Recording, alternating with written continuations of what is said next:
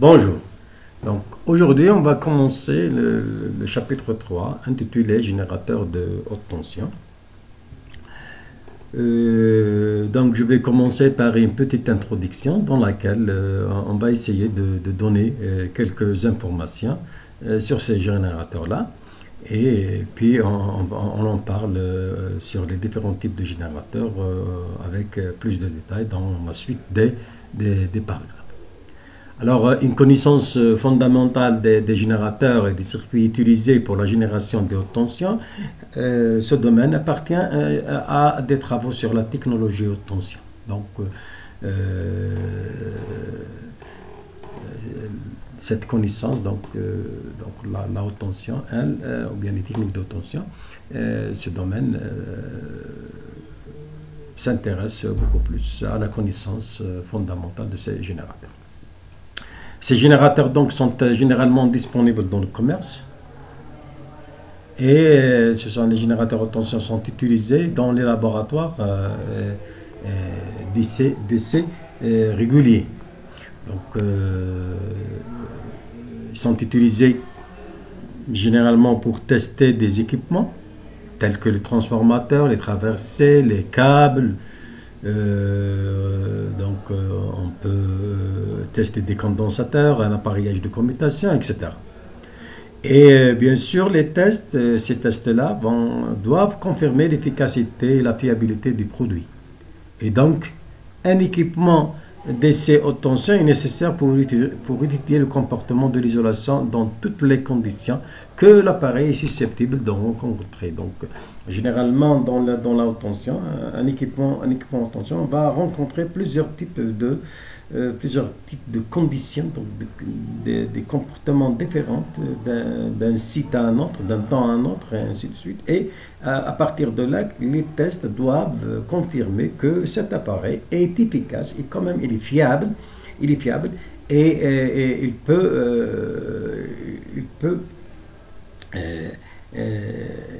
peut comment dire, supporter ou travailler dans telle ou telle condition. Ce chapitre-là va être divisé en trois grandes parties.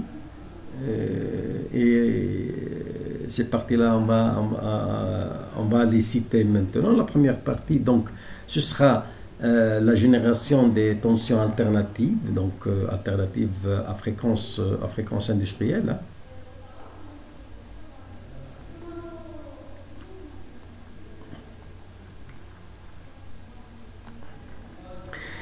Nous allons partir dans une deuxième partie qui viendra juste après.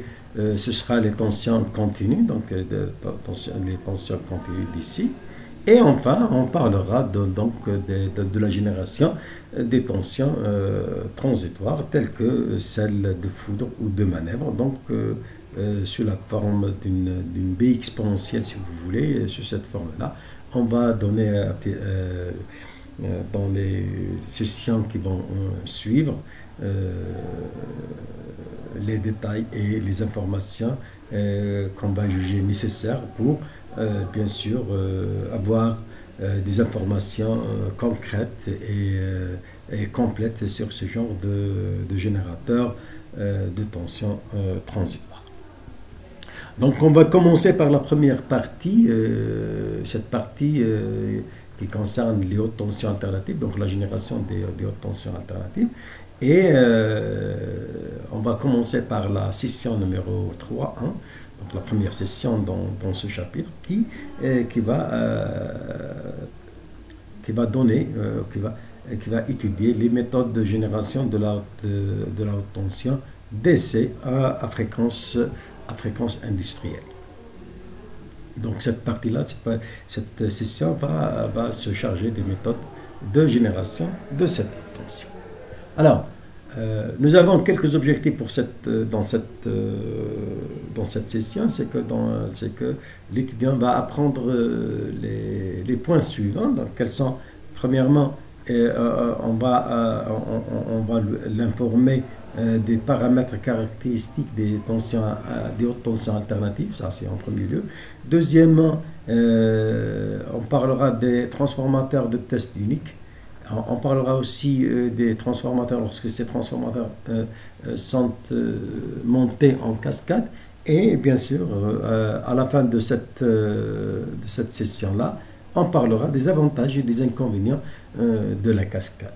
Donc, ce sont là à peu près les quelques points qu'on va traiter dans cette première session.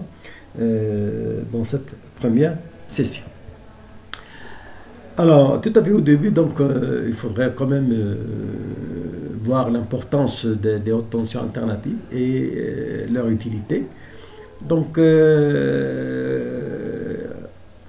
il est connu par la communauté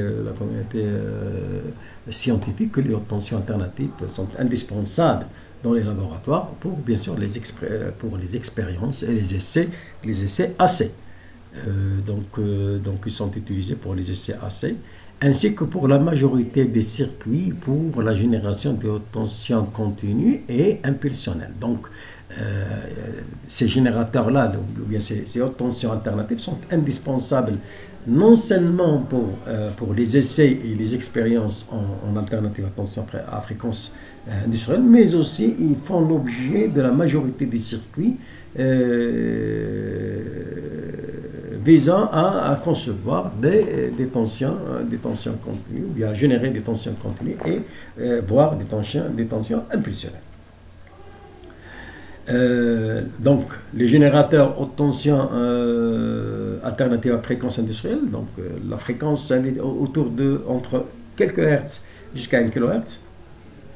Premièrement, ils sont utilisés pour réaliser des essais.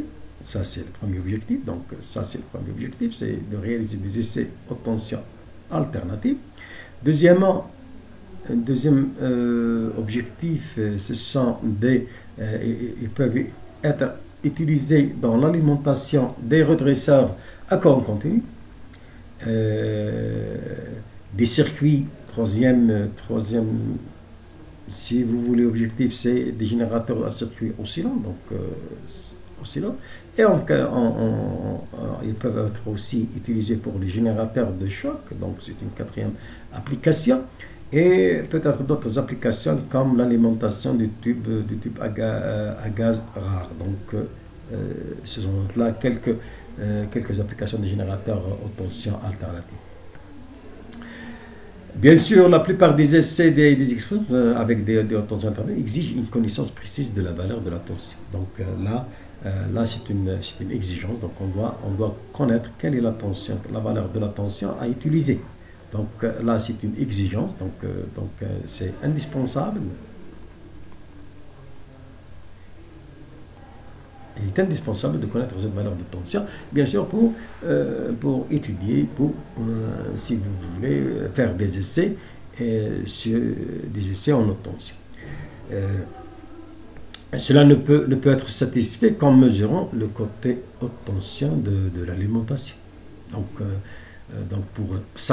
pour avoir une information nécessaire et exacte de la valeur de la tension, on doit la mesurer. Mais on doit la mesurer du côté haute tension, et non du côté basse tension, c'est du côté haute tension. Donc il existe des techniques variées pour la mesure des hautes tensions alternatives qui ont été allouées à cet objectif. Donc pour connaître la valeur exacte, on doit la mesurer, mais sur le côté haute tension. Et pour cela, nous avons plusieurs techniques qui ont été conçues justement pour cet objectif. Alors, quels sont les paramètres maintenant de caractéristiques des hautes tensions alternatives? La première caractéristique, si vous voulez, c'est que cette tension est de forme sinusoïdale. Donc, la forme de la tension U de T est une forme sinus. Donc, elle est sinusoïdale. Donc, la valeur par suite, la valeur maximale et la valeur efficace sont d'importance capitale pour ce genre pour les techniques de haute tension, si vous voulez. Alors, la valeur efficace, elle est donnée, comme tout le monde le sait, c'est la même chose, c'est la même équation utilisée en basse tension. Donc, efficace, c'est la racine carrée de 1 sur t, l'intégrale de 0 à t de u carré t dt. Et pour les essais haute tension, la quantité U sur racine de 2, donc si on suppose que c'est une sinusoïde, est définie comme étant la tension de test. Donc la tension de test, c'est la tension efficace. Cette tension l'amplitude divisée par racine de 2, elle est définie comme étant la tension de test, selon bien sûr selon la norme IEC, donc ou bien la CUI 62. Ici, il faudrait se mettre dans la tête qu'il est supposé que la déviation de la forme d'onde de la sinusoïde ne dépasse pas les limites permises. Donc, la forme d'onde, elle doit être aussi sinusoïdale que possible. Donc, pour une sinusoïde pure, donc c'est efficace, c'est la valeur maximale divisée par racine de 2. Mais ça exige que la forme d'onde soit purement sinusoïdale. Et là, il faudrait, en faisant ce genre de test, s'assurer que la tension est vraiment sinusoïdale. On pourrait peut-être, vu que les alimentations basse tension généralement ne sont pas de forme sinusoïdale, on pourrait penser à introduire, si vous voulez, introduire des filtres pour justement rendre cette tension purement sinusoïdale. Et après le filtrage, on peut faire, si vous voulez, le test désiré. Alors, ici, dans cette figure, on donne à peu près la forme d'onde sinusoïdale, purement sinusoïdale. Donc ici, là, c'est les amplitudes, c'est l'amplitude. Donc ici, c'est l'axe 0. Et ici, c'est l'axe Y. Donc, elle est donnée en 1 per unité.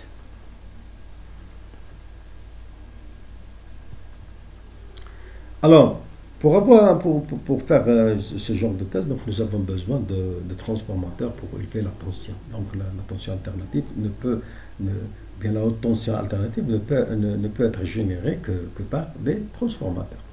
Donc ce genre de transformateur, nous avons plusieurs, nous avons la première idée qui vient en tête, c'est d'utiliser un seul transformateur, un transformateur d'essai unique. Donc les transformateurs d'essai haute tension à fréquence industrielle sont nécessaires pour produire des tensions très élevées, monophasées bien sûr. Là, les transformateurs, ils sont destinés pour des tensions monophasées et non pas triphasées. Donc monophasées, et ce sont des tensions très élevées, donc des hautes tensions monophasées.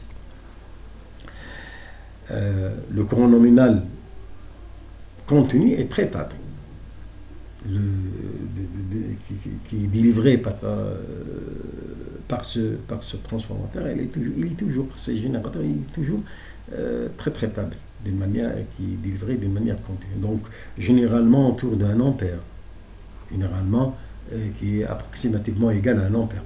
Et des fois même 1 ampère est un courant très élevé. Même 1 ampère est considéré comme un courant très très élevé ici. En effet, un transformateur de test haute tension doit fournir uniquement le courant de charge capacitif à la capacité formée par le diélectrique et l'objet de test. C'est tout ce qui est demandé du transformateur de test. Le transformateur de test, on lui demande seulement de nous fournir uniquement le courant nécessaire à la charge capacitive. Bien sûr, à la charge capacitive, de quoi? De la capacité qui est une capacité équivalente entre la capacité du diélectrique, c'est-à-dire de l'isolante, de l'objet de test. Et bien sûr, s'il y a des capacités parasites.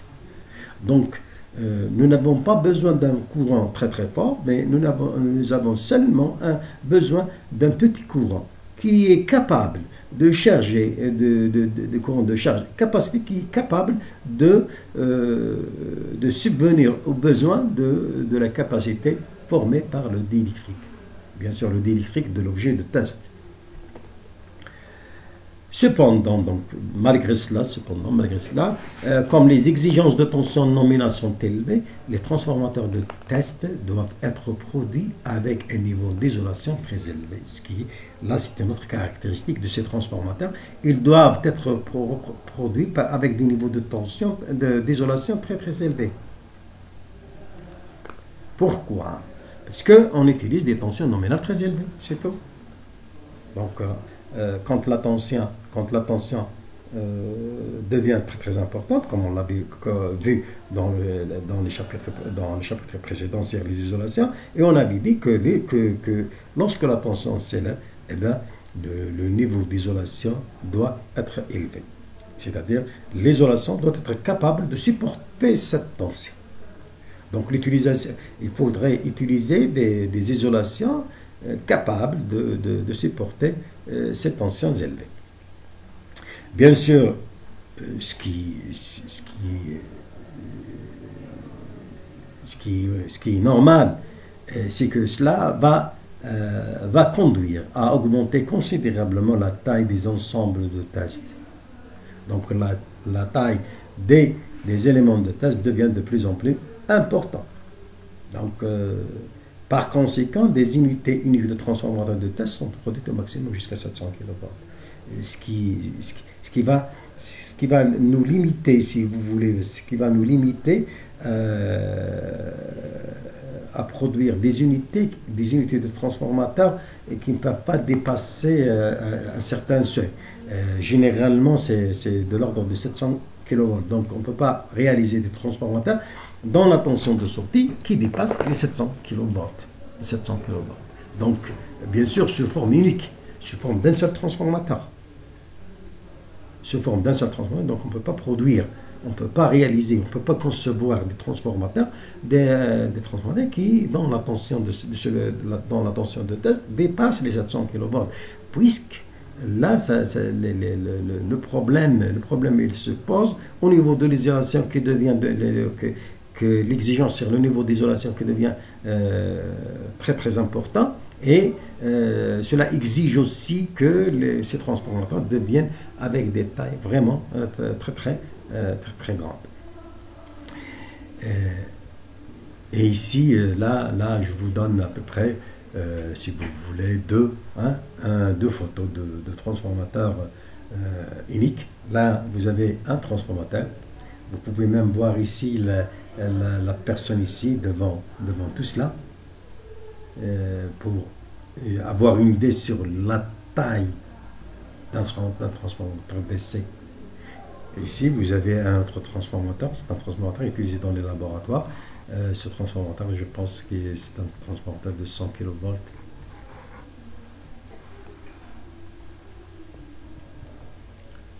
Alors, ce qui va nous emmener à réfléchir sur comment surmonter, parce que nous avons besoin de tensions encore plus élevées, donc on en parle sur les transformateurs qui sont réalisés en cascade.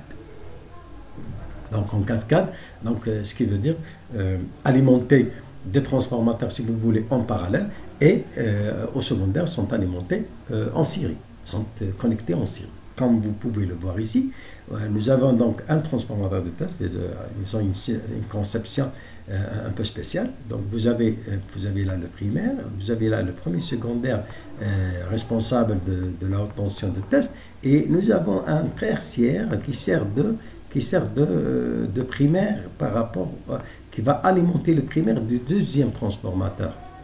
Et celui-là, il va nous donner une deuxième haute tension qui va s'ajouter à la première. Et le troisième, le tertiaire du deuxième transformateur va alimenter le primaire du troisième transformateur, ainsi de suite. Et la tension de sortie du secondaire du troisième transformateur va s'ajouter. Donc nous avons ici 3 fois V dans ce cas. On pourrait aussi rajouter d'autres transformateurs ici.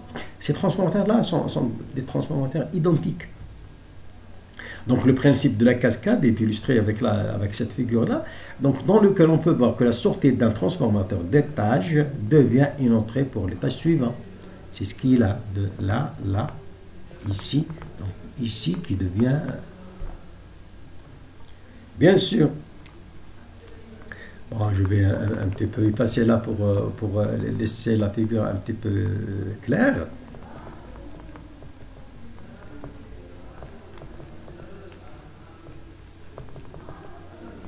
Là, vous avez là le secondaire. Ici, c'est un tertiaire qui va devenir le primaire, le second. Et c'est une entrée à l'étage suivant. Donc, vous avez, si vous allez prendre ici, ça, c'est l'enrôlement primaire. Ça, c'est l'enrôlement secondaire de haute tension. Et là, c'est l'enrôlement tertiaire. Donc, c'est bien noté ici.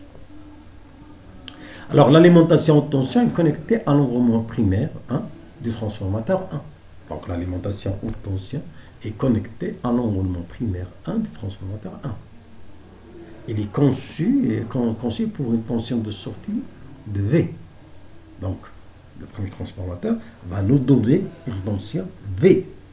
Une autre tension, bien sûr, V. Les deux autres transformateurs sont également connectés de la même manière. Donc, l'enrôlement d'excitation 3, ou bien sûr tertiaire du transformateur 1, il fournit quoi? Il fournit la tension primaire pour le deuxième transformateur 2. Donc, le tertiaire, le numéro 3, l'enrôlement numéro 3, va fournir la tension primaire du deuxième transformateur. Les deux enrôlements sont dimensionnés pour la même basse tension. Donc, s'ils sont à 220 volts, donc les deux sont à 220. Et le gain de potentiel est fixé à la même valeur V. Les enrôlements en tension ou secondaire 2, c'est-à-dire qu'ils ont noté 2 dans le schéma, des deux unités sont connectées en série. Donc les secondaires, les V, 2V, 3V, ainsi de suite. Donc on produit 2V et pour le troisième 3V, ainsi de suite. Donc si vous voulez des unités connectées en série, de sorte qu'une tension de 2V est produite à la sortie de la deuxième unité. À la deuxième unité, donc nous avons 2V, comme je viens de l'expliquer. L'unité 3 est ajoutée de la même manière. Donc l'unité 3, de la même manière, et on aura une tension de 3V. Bien sûr, dans ce genre de conception, les cubes contenant les parties actives, noyaux, enroulement, bien sûr, les parties, bien sûr, ici, dans la figure, si vous voulez, sont indiqués en pointillés. Donc là, si on vient là, donc je vais peut-être essayer d'effacer cela. Donc les cubes, donc là, pardon, les cubes sont ici notés ou bien encadrés en pointillés. Donc ça, c'est le troisième cube. Ça, c'est la deuxième cube du deuxième transformateur. Et là, la cuve, c'est là où on met tous les parties actives. Et dans les figures sont indiquées. Donc, pour une construction de la cuve métallique et les enrôlements en tension illustrés dans ce schéma de base, le noyau et le réservoir de chaque unité acquéreront le niveau haute tension de l'unité précédente. Comme indiqué. Seul le réservoir des transformateurs est mis à la terre. D'accord? Et c'est ce qui a été dit. Donc, la carcasse, si vous voulez, la carcasse de la première unité, ok, elle est mise à la terre. Mais la carcasse des étages suivants sont quoi? Ils vont acquérir le niveau haute tension de l'unité précédente, comme indiqué. Donc ici, si on revient à peu près, si on revient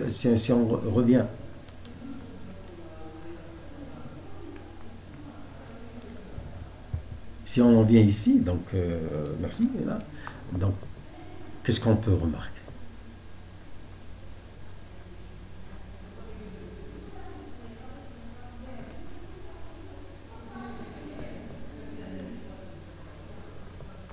Que seule la première qui est mise à la terre de la première. Mais la deuxième, c'est la tension de quoi? C'est la tension V. Et ici, c'est la tension des précédents. Donc, 2V, et ainsi de suite. Et c'est ça, nous avons déjà là le caractère série. Donc les réservoirs des transformateurs 2 et 3 sont à des potentiels élevés, à savoir V et 2V, au-dessus de la Terre, et doivent donc être convenablement isolés, et donc élevés au-dessus du sol sur des poteaux isolants solides. Ils doivent être isolés de la Terre, ce qui sont à des potentiels V et 2V. À travers les traversées haute tension, les conducteurs des enroulements d'excitation 3 ainsi que les prises des enroulements haute tension 2 sont amenés au transformateur suivant. C'est tout à fait normal. Ici, on vous donne à peu près, deux types de conception. Ça, c'est à peu près une ancienne conception là. Là, c'est une ancienne conception. Donc, là, c'est le transformateur 1, ça, le second transformateur, ils sont en cascade. Et ce transformateur, il était élevé par rapport à la Terre, même ici. Donc, il y a une certaine isolation par rapport à la Terre. Ici c'est les conceptions nouvelles des transformateurs. C'est des conceptions nouvelles. On peut remarquer facilement que le premier, certainement, il est mis à la Terre, mais le second, nous avons toute cette distance qui est... Et le troisième, c'est toute cette distance-là. Donc là, ces deux figures présentent des exemples de mise en cascade de transformateurs pour les tests haute tension. Alors là, on a essayé de donner à peu près l'utilité des transformateurs haute tension et comment générer une haute tension alternative à fréquence industrielle. Aussi, l'utilité d'utiliser les transformateurs en cascade à la place d'un transformateur unique, vu que le problème il est lié à la tension élevée et donc au système d'isolement des transformateurs. Celui-ci nous a limité à des tensions qui ne dépassent pas les 700 kV et donc on est passé aux cascades. Mais il y a des avantages et des inconvénients. Bien sûr, pour toute solution, nous avons des avantages et nous avons des inconvénients. Alors, dans cette partie, donc, on va essayer de voir quels sont les avantages et quels sont les inconvénients de la mise en cascade des transformateurs. Donc, pour des tensions supérieures à environ 600 kV, la cascade de tels transformateurs est un grand avantage. Donc la cascade au-delà de 600 kV c'est un grand avantage. Pourquoi? Le poids et la taille de l'ensemble de tests sont subdivisés en unités simples de plus petite taille et de poids inférieur. Donc le poids et la taille de l'ensemble, au lieu d'avoir un seul transformateur qui possède un poids important et une taille vraiment très très importante, on le subdivise en unités simples. Donc ils auront des tailles plus petites et des poids inférieurs. Donc là c'est quand même important. C'est un avantage qui est vraiment très important. Le deuxième, le transport et le montage de bandes d'essai en cascade deviennent plus simples.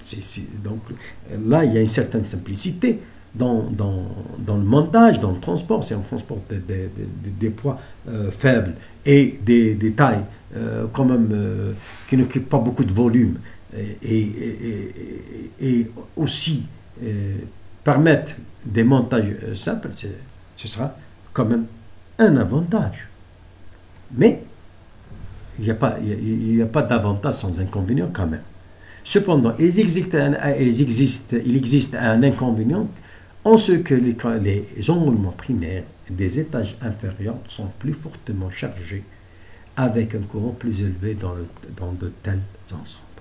Donc toujours, nous avons les enroulements primaires des étages inférieurs, donc par exemple les premiers transformateurs, il est plus chargé que le deuxième il est plus chargé que le troisième, donc nous avons besoin de courants encore plus élevés dans de tels ensembles. Donc là, ça constitue quand même un inconvénient. Donc là, c'est un inconvénient, c'est qu'il y a un courant élevé dans ces ensembles-là. Les avantages, donc, c'est diminuer, si vous voulez, là, il y a une diminution du poids et de la taille et des tailles. De plus, il y a une facilité de montage, et de transport. Ce sont là si vous voulez, les avantages. De l'autre côté, l'inconvénient, c'est comment dirais-je, les étages inférieurs sont fortement chargés. Donc, ils sont plus chargés. Donc, les étages inférieurs et les étages inférieurs plus chargés que les étages supérieurs.